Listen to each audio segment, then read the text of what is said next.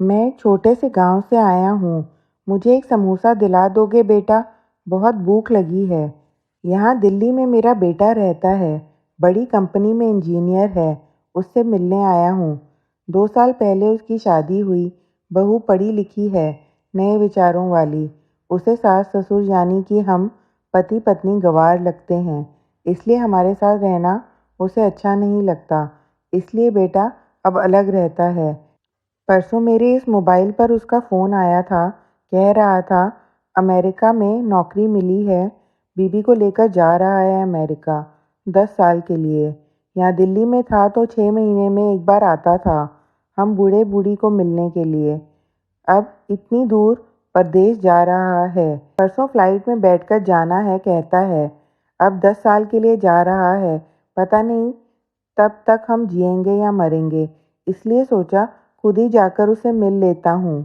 कल शाम से एयरपोर्ट को ढूंढ रहा हूँ, लेकिन यहाँ के लोग कहते हैं कि इस एरिया में एयरपोर्ट है ही नहीं। बुजुर्ग ने एड्रेस वाली चिट्ठी मेरे हाथ में देते हुए कहा। उनकी बात सुनकर मैंने कहा, लोग सच कह रहे हैं, एयरपोर्ट यहाँ नहीं है। बुजुर्ग ने मेरी तरफ देखकर कहा, लेकिन परसों जब बेटे का फ़ोन आया था तो उसने यही पता लिखवाया था मुझे। लगता है ये फ़ोन भी ख़राब हो गया है। फ़ोन ही नहीं आ रहा है बेटे का। मैंने बताया था उसको कि मैं उससे मिलने आ रहा हूँ। कहते हुए बुजुर्ग ने फ़ोन मुझे देखने के लिए दिया। अब मेरे एक हाथ में चिट्ठी और एक हाथ में फ़ोन था।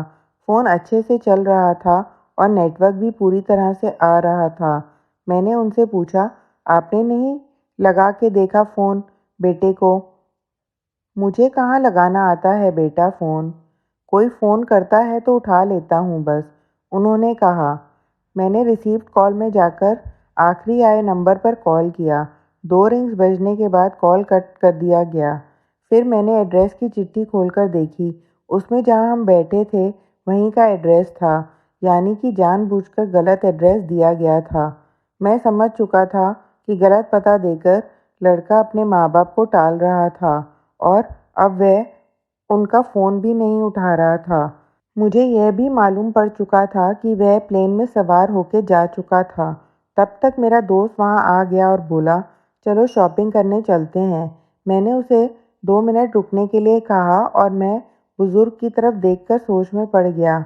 मैं समझ नहीं पा रहा था कि अपने बेटे की तरफ से होने वाली धोखेबाजी को यह बुज़ुर्ग समझ नहीं पा रहे थे या फिर खुद का बच्चा उनके साथ ऐसा व्यवहार कर सकता है, यह वो स्वीकार नहीं कर पा रहे थे।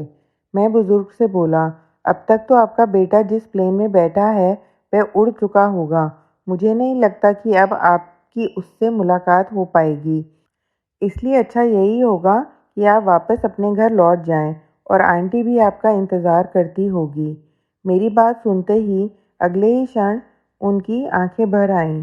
घर जाने के लिए भाड़े के पैसे देते हुए मैंने उनके हाथों पर हाथ रखा और पूछा, अंकल, मैं कब से आपके हाथों में ये डिब्बा देख रहा हूँ। क्या है इस डब्बे में?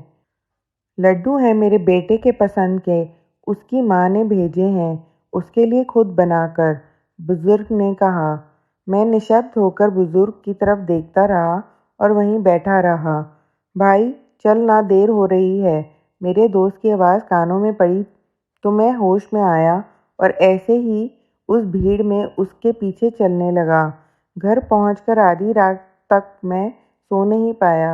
रह रहकर एक ही सवाल मेरे मन में उठ रहा था, वह बेचारा आदमी भूख से बेहाल होने के बावजूद भी अपने साथ लाए उस लड्डुओं में से एक लड्डू खुद नहीं खा सकता था क्या? अपने बेटे से इतना प्यार।